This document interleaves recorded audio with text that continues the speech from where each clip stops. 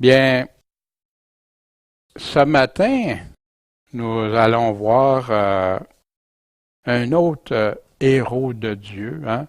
Puis héros, j'aurais pu mettre aussi héros, H-E-R-A-U-T aussi, ou L-T. Puis, qui proclament là, Dieu. Des gens de foi, des gens déterminés, des gens qu'on a plein d'exemples à aller chercher. Ce matin, on va voir Joseph. Lequel des Joseph? On va découvrir ça ensemble. Bien, juste avant, Seigneur Tout-Puissant, puisses-tu nous continuer de nous bénir, nous fortifier, nous faire comprendre, nous faire grandir en toi. Parce que c'est à toi qu'on est redevable, Seigneur. C'est toi à qui on veut être agréable. Puis on le sait, Seigneur, on ne peut l'être que sans ton Fils, Jésus-Christ. Mais Seigneur, tu nous demandes de suivre ces exemples, puis c'est ce qu'on veut faire, tous ensemble. Merci, mon Dieu. Amen. Bienvenue à tous ceux qui nous écoutent aussi sur YouTube ou sur pourchrist.com, hein, où vous pouvez télécharger, conserver les documents, les enseignements, les PowerPoint, les vidéos, audio, MP3, etc. La semaine dernière, on a vu Abraham. Quels enseignements, nous, on peut retenir de ce héros de la foi? Quel enseignement? Abraham a obéi à Dieu quand il a quitté pour aller où il ne savait pas encore. Il a eu foi en Dieu, il est parti, il a laissé sa famille, son père et le restant de sa famille. Il est parti avec sa femme, bien sûr, et Lot. Mais il ne savait pas, mais il a obéi par la foi. Mais il ne comprenait pas encore ce que c'était la foi véritable. Parce qu'Abraham aurait pu dire, OK, je fais juste ça, puis ça suffit. Mais non. Devant Pharaon, Abraham a eu peur. Hein, il a eu peur que sa femme de se faire tuer. Puis c'est pour ça qu'il a dit, il a fait passer sa femme pour sa sœur. Puis il y a eu des conséquences à ça, des impacts. Mais heureusement, Dieu est intervenu. Comme moi dans ma vie, comme jeune chrétien, quand j'ai fait des choses que je ne savais pas encore, mais qui n'étaient pas selon Dieu, j'avais pas la pleine confiance ou toute la foi, ben Dieu est intervenu pour ça, malgré mes erreurs. Comme là, Abraham, ben, il cheminait dans sa foi. Avec son impatience ou son doute sur la manière que Dieu répondrait à sa promesse d'avoir une grande descendance. Il était très âgé, hein? Puis c'était pas, fait qu'il a pris les choses en main, lui, puis Sarah ont choisi une autre façon que Dieu avait prévue, parce qu'il voulait prendre les choses en main. Mais ça a eu des conséquences majeures, encore présentes aujourd'hui, hein, pour le peuple d'Ismaël, dont le peuple d'Ismaël, au 7e siècle après Jésus-Christ, la plupart ou plusieurs sont devenus musulmans, et qui fait de la guerre beaucoup aussi avec Israël. Mais sa foi grandit tellement qu'il était prêt à faire tout ce que Dieu lui demandait. Sa crainte de Dieu et sa confiance sans limite à lui se traduisaient à une obéissance totale, qui était même prête à sacrifier son unique que Dieu lui avait donné, hein, qui venait directement de Dieu, selon la manière de Dieu, Isaac. Comme le Père aussi. Mais on sait bien que Dieu est intervenu puis il n'a pas laissé faire ça, mais il a dit à Abraham, là j'ai vu qui tu es, que tu crois en moi, qu'il n'y a rien qui t'arrêterait. Comme quand Jésus nous demande d'être prêt à tout, de prendre sa croix, d'être prêt à tout pour Jésus. Tout comme pour Abraham et sa femme, ses enfants, seuls ceux qui lui obéissent ont la véritable foi selon Dieu. Beaucoup aujourd'hui séparent la foi de l'obéissance, mais partout dans la Bible, on retrouve l'obéissance est toujours avec la foi. Sans ça, si Abraham n'aurait pas obéi à Dieu, est-ce qu'on pourrait parler de lui comme le père de la foi? Et dans Genèse, qui disait à son fils, parce qu'Abraham a obéi à ma voix, puis a gardé ce que je lui avais ordonné, mes commandements, mes statuts, mes lois. Oui, parce que Dieu avait donné des directives à Abraham. Est-ce qu'Abraham a obéi? Bien sûr. Puis, par la foi. C'est pour ça que l'évidence de la vraie foi vivante comme Abraham est confirmée par nos actions selon Dieu, comme Jacques au chapitre 2, versets 17 à 24, là, tu le fais. Sans ça, la foi est morte. Une foi morte n'a aucune valeur.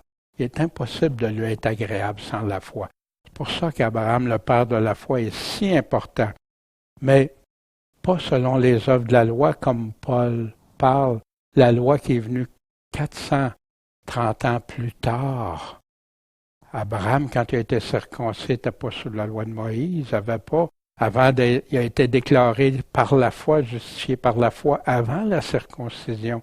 Fait que Paul est en train d'expliquer tout ça, mais il y en a qui confondent ça avec, ben oui, la foi sans rien faire, mais c'est pas ce que la Bible nous enseigne. Comme Abraham, si tu as la foi, tu vas faire ce que tu dois faire pour Dieu, les œuvres qu'il a préparées d'avance. Comme Abraham, marches-tu dans la foi grandissante et entière? Es-tu prêt ou prête à te à abandonner ce qui t'empêche, à lui obéir coûte que coûte, une totale confiance en Dieu? Persévères-tu malgré les événements, les circonstances? Comme le Seigneur nous dit, mais quand le Fils de l'homme viendra, trouvera-t-il la foi sur la terre? Mais ici, tous peuvent avoir la foi d'Abraham, la foi qui croyait. Puis c'est ce que Jésus nous demande, de croire en lui.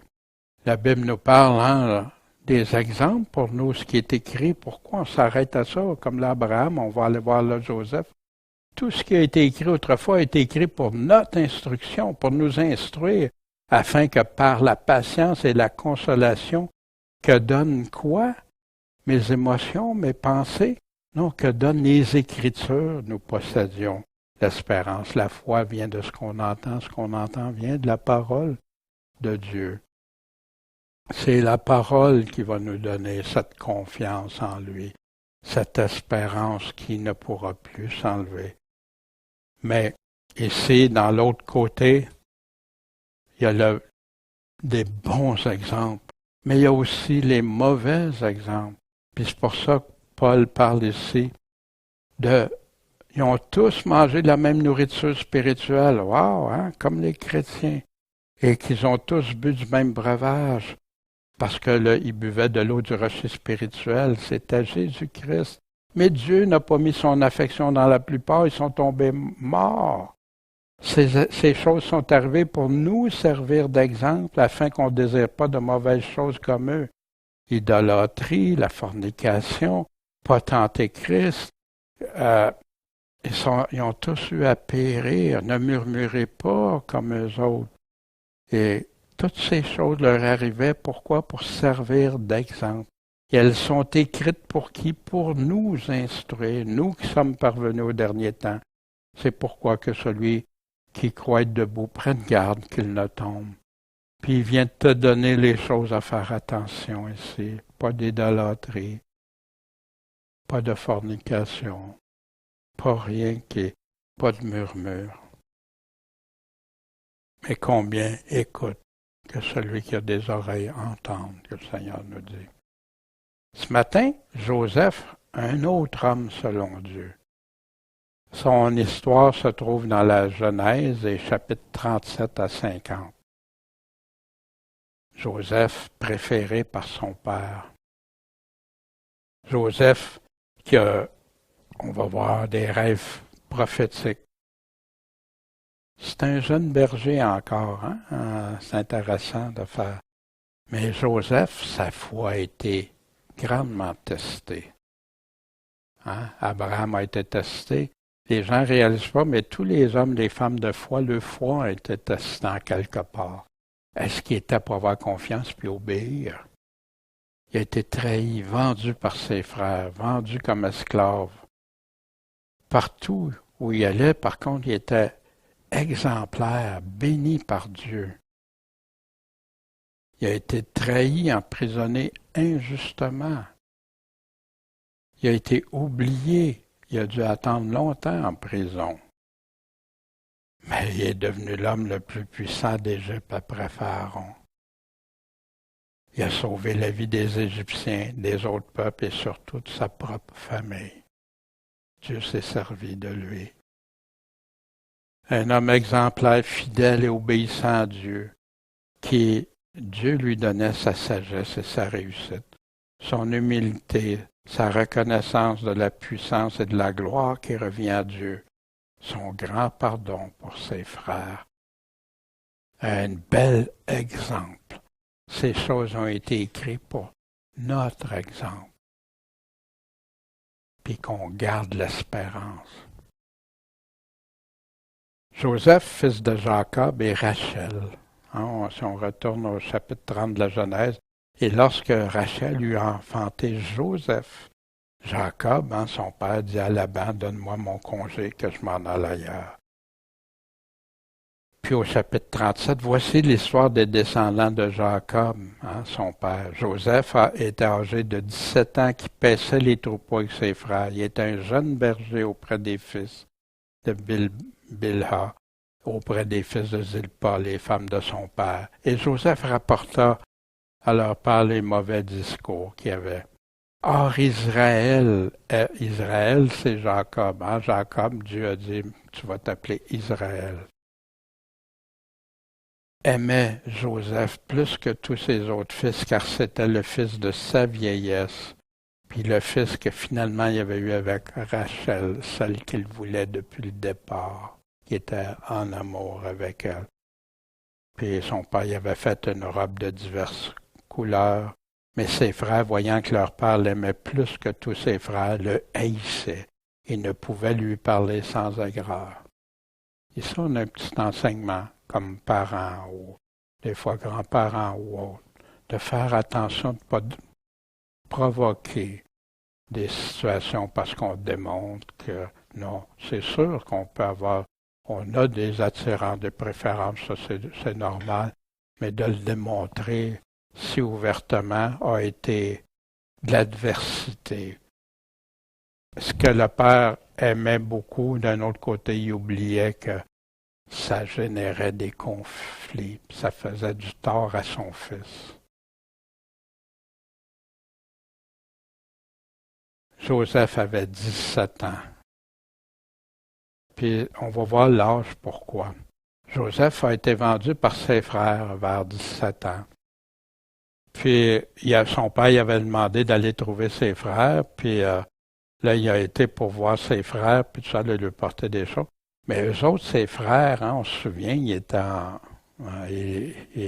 avait de la haine. Ils complotèrent contre lui de le mettre à mort. Imaginez les conséquences d'avoir poussé loin l'amour envers son fils, de le montrer si ouvertement devant les frères. Et ils se dirent l'un à l'autre, voici ce songeur qui vient, parce qu'il avait expliqué des rêves qu'on va revenir tantôt. Donc maintenant, venez, tuons-le et jetons-le dans une fosse, puis on va dire à notre père qu'une bête féroce l'a dévoré. Puis on verra bien ce que va devenir ses songes. Il y a une chose qu'il avait oubliée, ces songes-là venaient de Dieu. Ces rêves-là. Fait qu'ici, Ruben, le plus vieux, a entendu ça, puis ôtons-lui pas la vie. Ruben est intervenu. Fait que il a dit, bon, à la place, on va le mettre dans la fosse qu'il y a là, tu sais, sans eau. Mais lui, dans sa tête, c'était pour les délivrer de leurs mains, puis le rendre à son père. Ça fait que là, ils l'ont mis dans le trou où il n'y avait pas d'eau. Ils sont assis pour manger le pain que Joseph leur avait apporté. Intéressant, hein?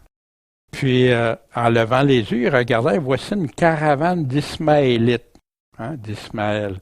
qui venaient de Galade, de leurs chameaux, puis ils s'en allaient les porter en Égypte, leur cargaison. Fait que là, Judas dit à ses frères, à quoi nous servira de tuer notre frère et de cacher son sang? Venez, vendons-le, puis que notre main soit pas sur lui, parce qu'il est notre frère, notre chair. Puis ses frères lui ont obéi. Comme les marchands passaient, ils ont tiré, ils ont fait remonter Joseph de la fosse, puis ils l'ont vendu pour 20 pièces d'argent. Puis eux autres l'ont amené en Égypte, où il a été revendu comme esclave. Un piège est arrivé contre Joseph, comme il arrive dans la vie des chrétiens. Mais sa fidélité et sa crainte de Dieu ont vaincu. Voici, Joseph a été emmené en Égypte et Potiphar, officier de Pharaon, chef des gardes, quelqu'un à côté de Pharaon, dans l'entourage de Pharaon, donc un homme très important. Il l'a acheté, puis on apprend, l'Éternel fut avec Joseph, puis Joseph prospérait comme esclave. Il était dans la maison de son maître, l'Égyptien. Son maître, il a vu que l'Éternel était avec lui. Puis ça arrive dans la vie d'un chrétien, quand un chrétien vit selon le Seigneur. Les gens disent, hey, il y a quelque chose, lui, il y a quelque chose qui n'est pas. Puis l'Éternel faisait prospérer en ses mains tout ce qu'il faisait. Puis Joseph trouva donc grâce à ses yeux. Le mot grâce, la faveur, il a trouvé une faveur face à lui. Puis il servait, lui, Joseph servait. Son maître l'a établi sur sa maison. Il a remis tout ce qu'il y avait. Tiens, Joseph, je te fais confiance totale, tu t'occupes de tout ça. C'est toi. La seule chose, tu vas me donner des comptes sur ce que tu manges, dans le fond, ce qu'il prenait. En tout cas, ça ne veut pas dire qu'il comptait chaque bouchée, là, mais je veux dire qu'est-ce qu'il prenait pour lui, puis pour ces choses-là. Joseph était beau de taille et de visage. Fait qu'il est arrivé que la femme de son maître a commencé à jeter les yeux sur Joseph. Et dit, couche avec moi. Fait que Joseph lui a obéi. Non. Il a quoi? Il a fait un choix. Il a refusé. Mais il va nous dire pourquoi il a refusé après. Puis il a dit à la femme de son maître, voici, mon maître ne prend connaissance avec moi de rien dans la maison. Il a remis entre mes mains tout ce qui lui appartient. Nul n'est plus grand dans cette maison que moi. Il m'a mis le chef de sa maison. Mais il ne m'a rien interdit sauf toi, sa femme. Parce que tu es sa femme. Voici pourquoi il a refusé. Comment ferais-je un si grand mal? C'est intéressant, on est dans Genèse 39, hein? La loi de Moïse n'était pas encore arrivée, mais il savait ça. Que c'était mal de coucher avec la femme de son maître. Puis, comment ferais-je un si grand péché? Pécherais-je contre Dieu?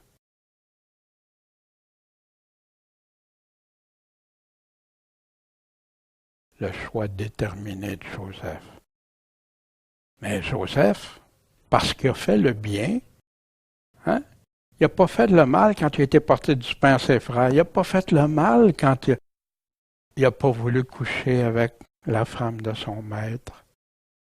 Mais injustement emprisonné. La femme, s'est sûrement sentie rejetée, puis peut-être peur que son mari ait pas, on ne le sait pas, la Bible ne dit pas les détails. Mais elle a mis le vêtement de Joseph auprès d'elle jusqu'à temps que son maître revienne à la maison. Puis là, elle lui a parlé, l'esclave hébreu que tu nous as emmené est venu vers moi pour se jouer de moi. Mais comme j'ai élevé la voix et que j'ai crié, il a laissé son vêtement près de moi. et s'est enfui dehors. Mensonge, parce que c'est Joseph en s'enfuyant qu'elle avait retenu son vêtement. Mais on va remarquer après, ici, elle va accuser, hein? Elle va rejeter le blâme. On va voir ça. Elle a menti. Voici ce que m'a fait ton esclave, parce que sa femme lui disait. Fait que, naturellement, Potiphar s'est enflammé de colère. Fait qu'il a pris puis il l'a mis dans la forteresse, lieu où les prisonniers du roi étaient enfermés. Donc il a été mis là. Mais l'Éternel fut avec Joseph, puis a étendu sa bonté sur lui, puis il lui a fait trouver grâce aux yeux du commandant de la forteresse. Voyez-vous, quand Dieu est avec quelqu'un qui lui obéit, quelqu'un qui cherche à lui être agréable, Dieu était avec lui malgré en prison. Puis le commandant de la forteresse remit entre les mains de Joseph tous les prisonniers qui étaient dans la forteresse et tout ce qu'il faisait. C'était lui qui le faisait. Trouvez ça, moi, dans des prisons, que c'est un prisonnier qui va gérer tous les prisonniers, qui va s'occuper de tout. Mais Dieu l'a fait avec Joseph. Le commandant de la forteresse ne revoyait rien du tout de ce que Joseph avait entre les mains. Il le laissait complètement libre, comme Potiphar faisait avec lui.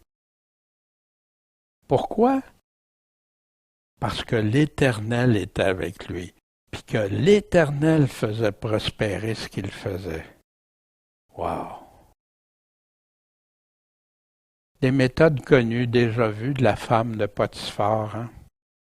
Blâme. Hein? C'est celui que toi t'as emmené l'esclave, hein? Des accusations, tu sais, des mensonges, des emphases stratégiques. Ton esclave, là, voyez-vous? Et c'est comme ça, la majorité du temps, quand vous voyez ces choses-là, qui amènent à la manipulation par des mensonges, etc. Mais Joseph, même, quand il est en prison, avec son cœur, va aider les autres. Regardons ça ici. Et Joseph, venant vers eux le matin, regarda les deux prisonniers, et ils étaient tristes. Il a interrogé ces officiers de Pharaon, hein, qui étaient emprisonnés dans la maison de son maître, leur dit, mais pourquoi avez-vous mauvais visage aujourd'hui? Joseph, intéressé par quelqu'un qui voit que ça va pas bien, là. La compassion. Puis il répondit, on a fait un songe, puis il n'y a personne qui l'interprète. Puis Joseph leur dit, les interprétations n'appartiennent-elles pas à Dieu? Racontez-moi vos songes, je vous prie. Fait que là, les chansons ont raconté son songe. Puis il a parlé des choses en relation avec un cep qui avait 3 serments, etc. Puis il y avait... Fait que Joseph lui a donné l'explication. Les 3 sarments sont 3 jours. Dans 3 jours, Pharaon va élever ta tête et te rétablira dans ta charge. Tu vas mettre la coupe de Pharaon dans sa main, comme tu le faisais auparavant, quand tu étais son échanson. Fait que Joseph lui donne l'explication. C'est ça que Dieu. Parce que Joseph avait la sagesse de Dieu, puis Dieu était avec lui dans tout ce qu'il faisait. Mais souviens-toi de moi quand tu seras heureux. Puis use de bon temps vers moi. Je te prie, fais mention de moi à Pharaon. Fais-moi sortir de cette maison. Parce que certainement, j'ai été dérobé du pays des Hébreux. Et ici non plus, je n'ai rien fait pour qu'on me mette dans cette fosse. 2 injustices, une en arrière de l'autre. Mais Joseph a été oublié, hein? Alors le grand panetier, c'est intéressant, hein? Le panetier, lui, il a eu un rêve avec des choses, avec du pain, boulangerie. Hein, fait que son rêve était avec ça. Puis l'autre qui était les chansons du roi pour le vin, lui, c'était des choses de vin, de la cèpe, la vigne. Fait qu'ici, le grand panetier, hein, un boulanger, voyant que Joseph avait bien interprété, moi aussi, j'ai eu un rêve, 3 corbeilles de pain blanc sur la tête, puis tout ça, puis les oiseaux sont venus. Je vous fais grâce de tout ça, mais juste pour en venir à ce que les 3 corbeilles sont 3 jours. Dans 3 jours, Pharaon élèvera ta tête de dessus toi et te fera pendre à un bois. Oh. Les oiseaux mangeront ta chair sur toi. Puis avec le 3e jour, il y a eu le jour de naissance du roi de Pharaon. Il a fait un festin à tous ses serviteurs. Puis il a élevé la tête du grand échanson et du grand panetier au milieu de ses serviteurs. Puis à un, il a rétabli dans son rôle d'échanson pour qu'il mette la coupe dans la main de Pharaon. Mais il a fait pendre le grand panetier comme Joseph le leur avait déclaré. Joseph prophétisait, d'annonçait les choses, puis annonçait d'avance les choses, c'est ça que ça veut dire, hein? Dire, mais les choses de Dieu. Mais là, le grand échanson, lui, il ne se souvient pas de Joseph, il l'a oublié. Mais heureusement pour Joseph, pas Dieu. Dieu préparait un moyen encore plus grand de délivrer non seulement Joseph, sa famille, mais de nombreux peuples. Dieu est en arrière, toujours. Même si Joseph, il ne voyait, oui, je suis béni de Dieu, oui, ça, mais il ne voyait pas tout l'ensemble, il ne savait pas tout ça. Mais il persévérait avec Dieu. Fait que là, au bout de 2 ans après que les chansons ont été remis, hein, ça veut dire que Joseph a été en prison encore 2 ans à part des années avant. Il arrivait au bout de 2 ans que Pharaon a eu un songe. Et voici, hein, puis c'est là qu'il a vu 7 vaches belles et grasses, puis après ça, hein, qu'il a vu 7 vaches maigres et tout ça. Puis il y a eu des épis. Il voyait des épis, des beaux épis, puis après ça, les autres épis à côté, puis ils ont englouti. Fait que là, qu'est-ce qui se passe, hein? Le roi, il fait le mal, il se réveille, il veut savoir qu'est-ce que ça veut dire. Il fait venir tous ces magiciens, ces interprètes, puis tout ça. Mais personne ne pouvait lui expliquer. Fait qu'alors, 2 ans après, le grand échanson parla à Pharaon en disant « Je vais rappeler aujourd'hui mes fautes. » C'est intéressant, hein? Dieu avait choisi le grand échanson. Puis cet homme-là aussi, après, il avait oublié, mais là, ça lui est revenu. Mais il fallait qu'il confronte Pharaon. « Je vais te rappeler mes fautes. Je vais te rappeler mes erreurs. » Hey, c'est tout d'un coup que Pharaon, hein, ça prenait du courage. Mais cet homme-là a eu la bonne approche. Puis là, il a expliqué que Joseph leur avait dit ce qui était pour arriver, puis tout ça. Joseph avait une 30aine d'années quand ça s'est arrivé. Le rêve de Pharaon, hein, fait que là, Pharaon, quand il a appris que Joseph va interpréter, « Hey, faites-moi les sortir, ça presse. » Fait que là, ils sont occupés de Joseph, le mettre beau pour aller rencontrer le Pharaon, bien sûr.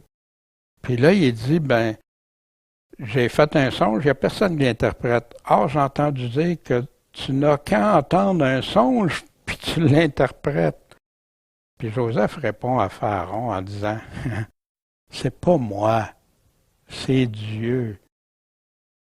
C'est Dieu qui répondra touchant la prospérité de Pharaon. Fait que là, Pharaon, il explique son songe de 7 vaches grasses et belles, puis les chétives, après ça, très laides, puis que les vaches décharnées, après, ont dévoré les 7 premières. ils ont entré dans leur ventre, mais sans qu'ils deviennent plus belles, les vaches étaient aussi laides, puis aussi maigres pareil après. Puis là, je me suis réveillé, puis là, il parle des 7 épis qui poussaient sur une même tige, puis les 7 épis maigres et brûlés à côté par le vent germaient, puis les maigres les ont engloutis. Puis je les ai aux magiciens, mais personne ne me l'explique, personne n'est capable. Puis Joseph répondit à Pharaon, ce qu'a songé Pharaon est une seule chose. Tes deux rêves, là, c'est une seule chose. Dieu a déclaré à Pharaon ce qu'il va faire. Puis là, il explique les 7 vaches, puis les 7 épis. Puis il parle que ça va être la famine. Une grande abondance de 7 ans dans le pays d'Égypte, mais ils vont être suivis de 7 années de famine. Mais l'abondance va être oubliée quand la famine va arriver. Personne ne se souviendra. Là, il va voir. Puis là, il va dire ici, et quant à ce que le songe s'est produit 2 fois pour Pharaon, c'est que la chose est arrêtée de Dieu, c'est déterminé par Dieu. Il n'y a rien qui peut changer ça. Et que Dieu se hâte de l'accomplir. Ça s'en vient vite. Maintenant, que Pharaon choisisse un homme entendu et sage, qu'il établisse sur le pays d'Égypte, que Pharaon établisse et institue des commissaires qui prennent le 5e du revenu du pays d'Égypte durant les 7 années d'abondance, qui rassemblent toutes les vives de ces bonnes années, qui les gardent, qui les entreposent en réserve pour le pays et pour pas que le pays d'Égypte soit consumé, détruit. Ici, ce qu'on voit, c'est que avec Dieu, le problème est bien clairement identifié, mais la solution aussi est donnée et clarifiée. Pharaon après n'avait qu'à décider qu'est-ce que je fais avec ça. Joseph, quand on dit Dieu lui donna toute la sagesse, c'est ça. Un plan face à un sinistre majeur qui s'en venait. Fait que Joseph ne s'attendait sûrement pas à la réaction de Pharaon. Même il risquait peut-être sa vie parce que Pharaon avait droit de vie ou de mort s'il n'aurait pas aimé ce que Joseph lui aurait dit. Là. Ce discours plut à Pharaon et à tous ses serviteurs. Fait que Pharaon a dit à ses serviteurs, trouverions-nous un homme comme celui-ci qui a l'Esprit de Dieu? Intéressant, hein? Et Pharaon dit à Joseph, puisque Dieu t'a fait connaître tout ceci, nul n'est entendu ni sage autant que toi.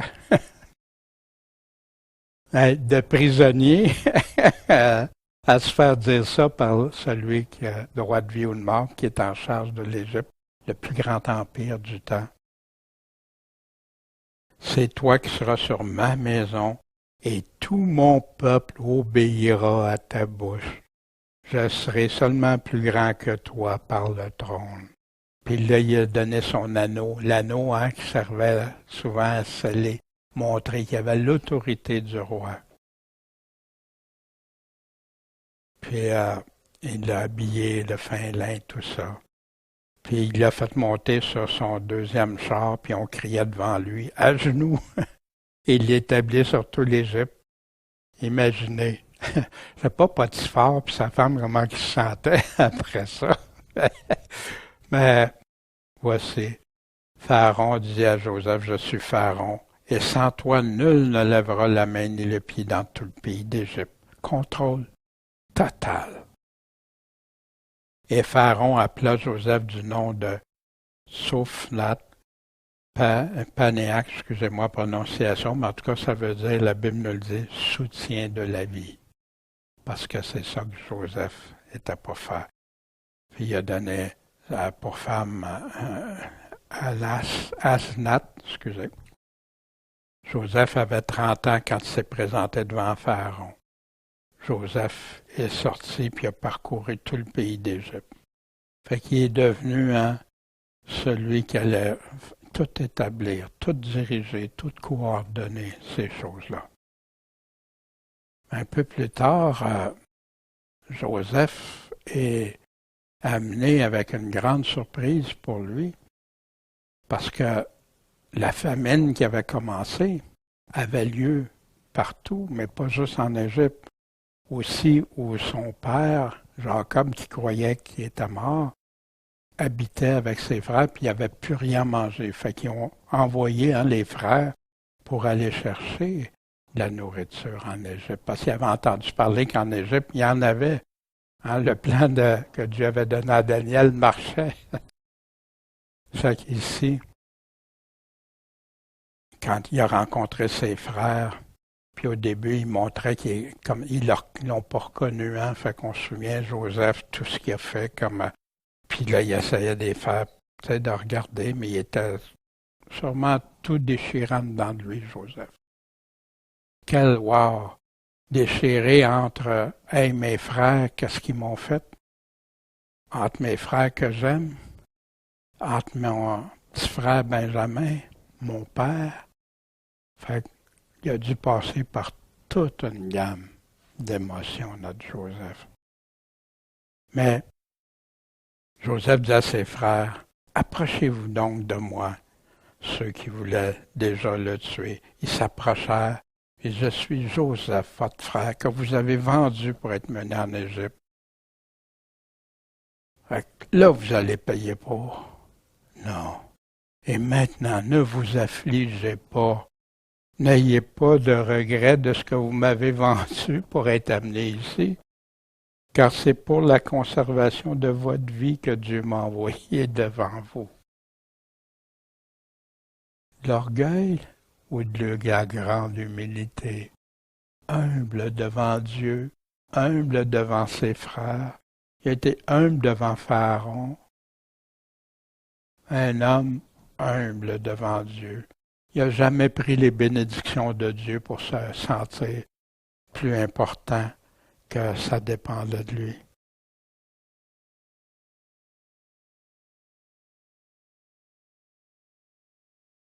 Ça fait 2 ans que la famine est sur la terre et pendant 5 ans encore, ça va continuer. Mais Dieu m'a envoyé devant vous pour vous faire subsister sur la terre et pour vous faire vivre par une grande délivrance, un grand salut que Dieu leur a accordé.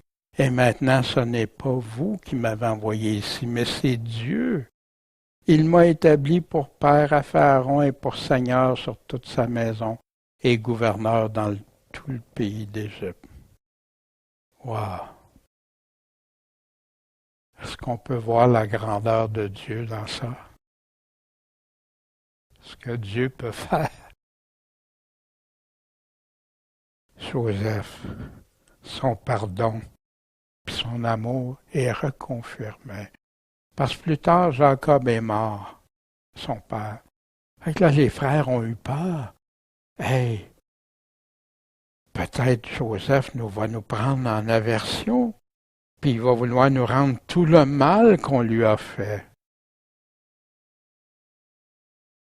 Puis il a envoyé quelqu'un pour dire à Joseph, ton père a donné cet ordre avant de mourir. Oh, pardonne, je te prie, le crime de tes frères et leur péché, car ils t'ont fait du mal. Mais maintenant, pardonne, je te prie, le crime des serviteurs du Dieu de ton père. Jacob avait dû faire la même chose, quand il a appris beaucoup plus tard que lui qui avait pleuré la mort de Joseph, et qu'il s'est rendu compte que non, il avait été trahi par ses propres fils, qui avait dit que son fils préféré était mort. Imaginez comment Jacob s'est senti. Mais Jacob avait pardonné. Puis, Joseph, pendant qu'on lui disait ça, qu'est-ce qu'il a fait? Il a pleuré. Et ses frères sont venus eux autres mêmes, se sont jetés à ses pieds. Encore une fois, hein? On va voir le rêve, hein, le rêve prophétique. C'est une réalisation. Voici, nous sommes tes serviteurs. Et Joseph leur dit, ne craignez pas.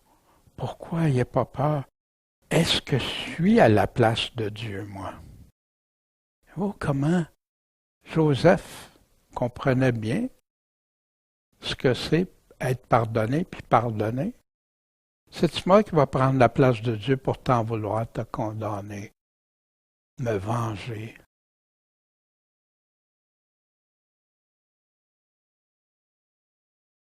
Vous aviez pensé à me faire du mal, mais Dieu l'a pensé en bien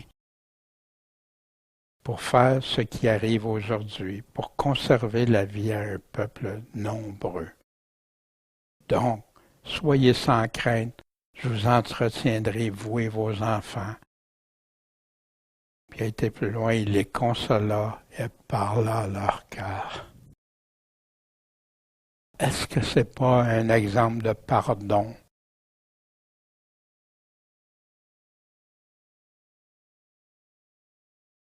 Jésus dit, on va être pardonné par le Père comme on pardonne à ceux qui nous ont offensés.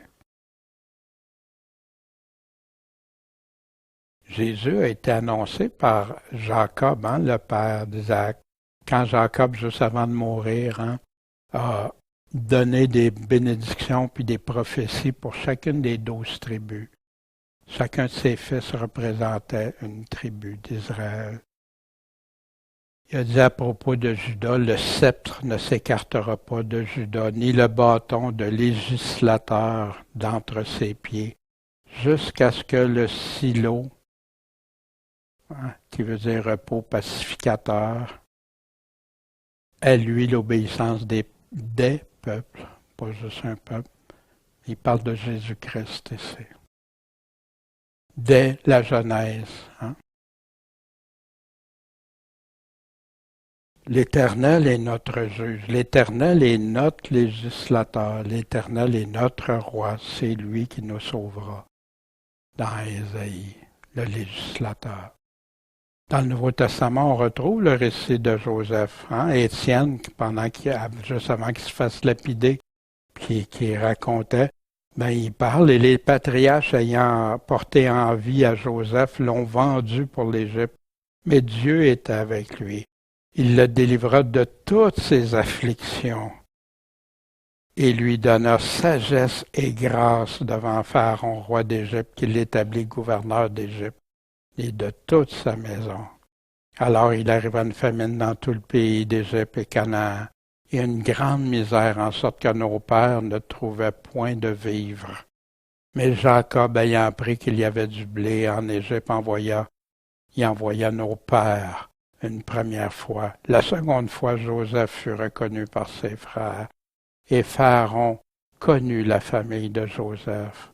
Alors Joseph envoya chercher Jacob, son père, et toute sa famille, qui consistait en 75 personnes. Puis Jacob descendit en Égypte, il mourut, lui et nos pères. C'est intéressant ici. De 75 personnes, puis Joseph, sa femme et ses enfants. Puis à un peuple, 400 ans plus tard, qui est devenu si nombreux que le Pharaon, hein, il avait oublié les choses du début de Joseph, qui faisait tuer les bébés mâles. Hein. D'ailleurs, l'histoire de Moïse, hein, quand on va regarder Moïse, qui faisait qu'il y avait si peur parce que les Israélites explosaient. Encore là, 400 ans, puis la croissance d'un peuple. Puis quand ils ont sorti, hein, ils étaient autour de millions et quelques. Je me souviens plus du nombre, je ne veux pas vous donner un nombre, mais ils étaient extrêmement nombreux, à partir d'environ 80 personnes. Puis Joseph, par la foi, hein, est cité dans Hébreux 11, 21-22. Par la foi, Jacob, mourant, bénit chacun des fils de Joseph, puis a adoré appuyé sur l'extrémité de son bâton. Par la foi, Joseph, sur sa faim, rappela la sortie des enfants d'Israël et donna des ordres touchant ses os. Pourquoi qu'il donna des ordres à son père Jacob, puis lui, d'emmener leurs os dans leur patrie? Parce qu'il croyait à la résurrection et qu'il y avait la foi. Sans ça, pourquoi? Rêve de Joseph. Fait que quand Joseph a eu un rêve, ils l'ont haï encore bien plus parce que Joseph leur a expliqué. Écoutez ce rêve que j'ai eu. Voici, on était à lier des gerbes au milieu des champs, puis ma gerbe, elle, s'est levée, puis s'est tenue debout. Puis voici vos gerbes l'environnèrent et se prosternèrent devant ma gerbe. Qu'est-ce que les frères ont compris de ça? Ses frères lui disent, régnerais-tu donc sur nous? Hein? Ils ont bien compris leur rêve, qu'est-ce que ça signifiait. Ou nous gouvernerais-tu? Fait qu'ils l'ont eu encore plus pour ses rêves et pour ses paroles. Puis c'est pour ça quand ils ont voulu le tuer, hein, quand on a vu. Puis il y a eu un autre rêve et il le raconta à ses frères. Voici, j'ai eu un songe, et voici le soleil, la lune, les 11 étoiles se prosternaient devant moi. Hein? La lune, soleil, des 12 étoiles, incluant Joseph. Pourquoi ça a une importance? On va le voir dans quelques instants. Il l'a raconté à son père et ses frères. Mais son père l'a repris. Puis lui dit, que veut dire ce songe que tu as eu? Faudra-t-il que nous venions, moi, ta mère et tes frères, nous prosterner en terre devant toi? Fait que ses frères ont été bien jaloux de lui. Son père retenait ces choses-là. Jacob aussi avait bien compris la signification du rêve, hein, qu'on a vu s'accomplir aussi quand ses frères ont été se prosterner. Jacob aussi. Et tout ça pour avoir de la nourriture. Elle est faite. Le rêve de Joseph, hein, la lune, le soleil, les 11 étoiles, se prosterner, ben, ça nous sert aussi, la Bible s'interprète par la Bible. Dans la révélation de Jésus-Christ, qu'on appelait souvent l'Apocalypse, il y a près des 2/3 des définitions qu'on retrouve ailleurs dans la Bible. Ici, dans le chapitre 12, quand il parle, et c'est un grand signe dans le ciel, une femme revêtue de soleil, ayant la lune sous ses pieds, une couronne de 12 étoiles, est enceinte, criait, étant en travail, souffrant des douleurs de l'enfantement. Mais si on veut faire la recherche, puis aller voir dans la Bible, on le retrouve sur le soleil, la lune, l'explication. Qu'est-ce que c'est? C'est Israël. Ça parle d'Israël. Si on laisse la Bible clarifier ces choses-là. Puis c'est exactement ce qu'Israël vit aussi, va vivre à la fin des temps, en travail de l'accouchement. Le rêve de Joseph dans l'Apocalypse, hein, qui nous disait que la femme revêtue de soleil, la lune, couronne de 12 étoiles, enceinte et tout ça, beaucoup l'ont associé, hein, représente Marie avec 12 étoiles puis tout ça, mais ça, c'est pas la Bible qui nous donne ça. Ça, c'est des gens qui ont dit, ben ça parle de Marie, la reine des cieux, que Dieu d'ailleurs condamne ceux qui font un culte à la reine des cieux dans l'Ancien Testament. C'était pas de Marie, c'est quand c'était parlait de Jacob, puis de la famille d'Israël, c'était de ça qu'il est en train de parler. Puis, or, elle enfanta un fils qui devait gouverner toutes les nations avec un sceptre de fer, et son enfant fut enlevé vers Dieu et vers son trône. Fait que de qui on parle ici? De Jésus-Christ. Fait qu'il y en a qui, ben oui, ça doit être Marie, mais non, c'est pas Marie.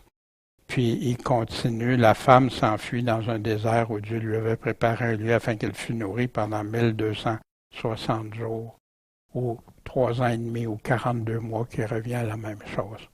Fait qu'ici, c'est vraiment, ça nous aide. Fait que je ne veux pas développer plus dans ça. Il y en a sur Internet qu'on a laissé, là, sur l'Apocalypse, le chapitre 12. Il y a des synthèses aussi, il y a tout ça qui donne des explications. Mais ce qu'il y a d'intéressant, Joseph, les 12 tribus d'Israël. En passant, cette semaine, on regardait, il y avait une vidéo. Il y a certaines dénominations qui prêchent que des nations d'Israël, ben non, c'est la Grande-Bretagne et les États-Unis. Ils réussissent en tout cas. Mais c'est pas ça que la Bible dit. Ça va contraire à ce que la Bible dit. Les 12 tribus d'Israël, il en reparle dans l'Apocalypse au chapitre 7.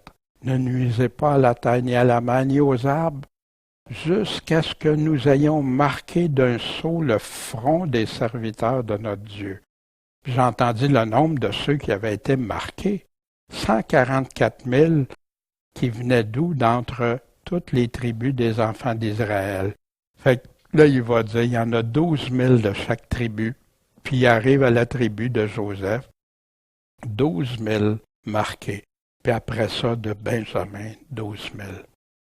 Mais qu'est-ce que c'est ici, les 12 tribus? La Bible nous dit que c'est les tribus d'Israël qui vont être marquées sur le front ici. Voici au chapitre 14. Fait qu'il y en a beaucoup qui se demandent, mais c'est quoi cette marque, le sceau sur le front des serviteurs de notre Dieu? Mais si on laisse la Bible nous répondre, on l'a ici. Je regardais ensuite, et voici l'agneau se tenait sur la montagne de Sion. Puis avec lui, 144 000 personnes qui avaient quoi? Le nom de son Père écrit sur leur front. Le sceau sur le front, c'est quoi? C'est tout simplement le nom de... je ne devrais pas dire tout simplement parce que c'est grandiose, mais le nom, c'est pas autre chose que le nom du Père de Jésus-Christ écrit sur leur front. Puis, il y avait juste eux autres qui pouvaient apprendre ce cantique, les 144 000 qui ont été rachetés de la terre. Ils ne se sont pas souillés avec les femmes car ils sont vierges. Ici, les femmes qu'on voit dans l'Apocalypse ont toujours rapport à une église, ce n'est pas des femmes comme... Non, le symbole de la femme dans l'Apocalypse, si on regarde la prostituée, si on regarde tantôt quand il parlait de la femme d'Israël, ça constitue une entité. Fait qu'ici, ils se sont pas souillés avec des femmes ou organisations ou même églises, car ils sont vierges. Ce sont ceux qui suivent l'agneau n'importe où qu'il aille. Ce sont ceux qui ont été rachetés d'entre les hommes comme des prémices pour Dieu et pour l'agneau. Il ne s'est pas trouvé de fraude dans leur bouche. Non, ils ne sont pas souillés, ils ont resté jusqu'à ce que Dieu dit, car ils sont sans tache devant le trône de Dieu. Fait qu'ici, bien, s'il y en a qui ne sont pas en accord avec les affirmations, mais regardez ce que la Bible dit. Et vous pouvez aller regarder et lire attentivement tout ce que le Seigneur nous donne. On a appris de l'histoire de Joseph, puis ça se multiplie des histoires semblables dans la Bible, mais que Dieu transforme les événements. Vous aviez pensé à me faire du mal, mais Dieu l'a pensé en bien. Il y a des malheurs qui est arrivé à Joseph. La haine de ses frères, ils voulaient le tuer, puis finalement ils l'ont vendu comme esclave. Mais Dieu est intervenu, des interventions de Dieu. Par Ruben en premier, on ne le tuera pas. Il voulait le protéger, mais il n'y avait pas une caravane qui passe. Dieu permet qu'une caravane passe juste à ce moment-là, dans un désert. Qu'il soit vendu au chef des gardes de Pharaon, qui va permettre après ça qu'ils soient emprisonnés. mais avec des personnes responsables, avec Pharaon aussi, les chansons, puis le boulanger. Il a été piégé en prison, injustement, longtemps, mais tout ce temps-là, Joseph a été béni puis apprécié de tous. Tous ceux pour lesquels Joseph était ont reconnu que Dieu était avec lui. Il a été oublié encore 2 ans en prison, mais il est devenu le chef d'Égypte. Il a sauvé son peuple et le peuple d'Égypte et d'autres peuples autour. Est-ce que Dieu peut transformer des choses? Puis nous, on ne sait pas. Joseph ne savait pas tout ce qui se passait en arrière. Joseph ne savait pas ce qui était pour arriver.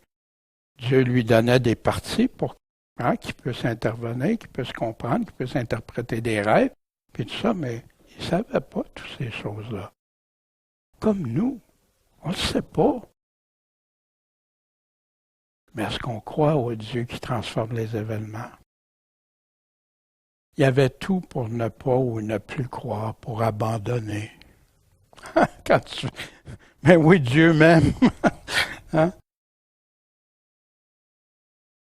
Voyez-vous. Joseph était sous la protection de Dieu. À chacun des événements contre Joseph, Dieu a fait tourner le mal en bien, le protéger. Dieu intervenait.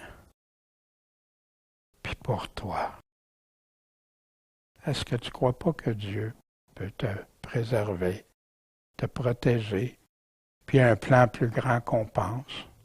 Ou des fois, ça peut être plus petit qu'on pense, mais le plan de Dieu. Puis plus petit, ça peut être juste dans nos pensées.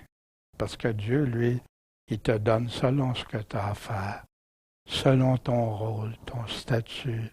Tu es une mère d'enfant.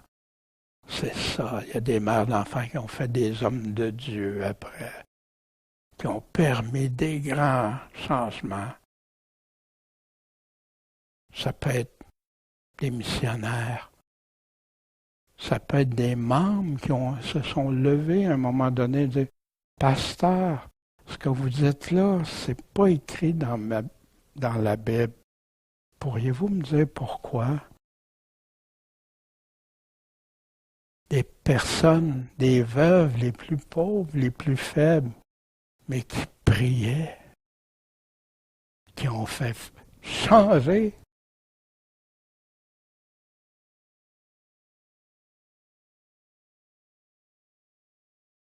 Quelques réflexions. C'est quoi les exemples que la vie de Joseph nous enseigne? Qu'est-ce qu'on peut retenir, nous, de ça? Joseph, sa foi a été testée.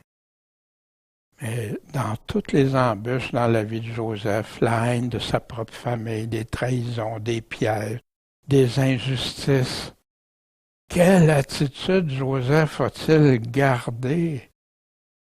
Quel fruit ça l'a porté? J'ai entendu déjà quelqu'un dans une église quelqu'un lui avait donné un livre sur la vie de Joseph. Puis il dit, oui, j'ai commencé à lire ça, mais faut rien là, c'est impossible de faire ça. Ben, demandons ça aux apôtres, aux millions de chrétiens qui ont tout fait pour Dieu. Non, Dieu donne. Quand il voit que des personnes veulent le suivre, veulent l'aimer, veulent dire, je ne veux pas te déplaire, Dieu. Pécherai-je contre Dieu? Est-ce que je vais pardonner? Ou si je vais garder toutes les choses qu'on a vues dans la vie de Joseph, qui a gardé confiance. Pourquoi est-ce qu'il bénissait partout où Joseph allait? Comment ferais-je un si grand mal et pécherais-je contre Dieu? Y avait-tu la foi pour dire ça? Ben oui. Ça prend la foi que Dieu existe, la foi que je dois faire ce pourquoi lui m'a créé, c'est mon patron. Pourquoi je ferais du mal à mon maître, hein? Sa fidélité envers son maître, sa fidélité envers Dieu. Puis qui peut transformer le mal que quelqu'un veut faire en bien, en salut, en délivrance? Ne craignez pas, Joseph disait à ceux qui voulaient le tuer. Suis-je à la place de Dieu? Vous aviez pensé à me faire du mal, mais Dieu l'a pensé en bien. Est-ce qu'il y a quelqu'un dans votre vie que c'est ça? Que vous auriez raison de dire, ils m'ont fait du mal, ils voulaient me faire du mal. Je pense qu'on peut tous en avoir comme ça. Parfois même, c'est nous autres qui avons fait du mal aux autres. Est-ce qu'on leur a demandé pardon? Mais ici, est-ce que je suis à la place de Dieu, moi, pour garder rancœur?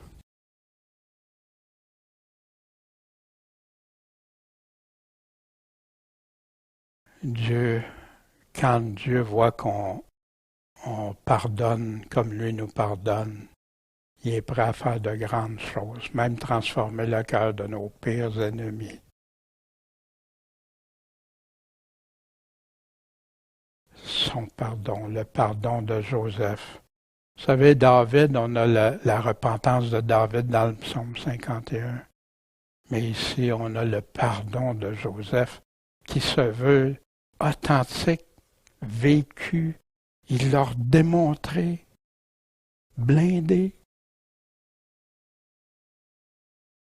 Comme Joseph, t'en remets-tu totalement à Dieu pour tout ce qui t'arrive ou qui pourra t'arriver ou qui t'est déjà arrivé? Fais-tu confiance à Dieu? T'en remets-tu à vivre selon ce que lui nous demande? Pourquoi est-ce qu'on peut affirmer que Joseph était un des prophètes de Dieu? Joseph a prophétisé des choses. Son père Jacob a prophétisé, puis on a encore ça même dans l'Apocalypse, des choses concernant les tribus d'Israël que Dieu n'a pas oubliées. Joseph a annoncé des choses qu'il a vues dans son temps se produire, qu'on a vu que c'est concrètement que Dieu a réalisé ces choses quand ils ont été devant Joseph, qui était un des plus jeunes frères, se prosterner devant lui. Puis, est-ce qu'on pourrait dire de nous, par d'autres personnes, qui ne croient même pas comme Pharaon, ses serviteurs, trouverions-nous un homme ou une femme comme celui-ci ou comme celle-ci, qui a l'Esprit de Dieu? Joseph avait l'Esprit de Dieu. Bon Père céleste, merci de ta parole qui est là pour nous nourrir, nous enseigner, nous corriger quand on s'en va dans la mauvaise direction. Puis, merci pour ce héros de la foi. Seigneur, puisses-tu nous exhorter puissamment dans nos cœurs, puis à être comme Joseph, cet exemple que tu voulais qu'on ait, Seigneur. Puis béni sois-tu. Puis merci ce que tu as fait dans la vie de Joseph. Merci pour tout ce que tes interventions, Seigneur, qui nous réjouissent de voir que tu es le Dieu vivant, le Dieu puissant, le Dieu à qui revient la gloire. Merci, Seigneur. Merci pour tout ça, puis fortifie-nous tous ensemble. Merci, Dieu. en ton saint nom, Jésus-Christ, le Maître, le Sauveur. Amen.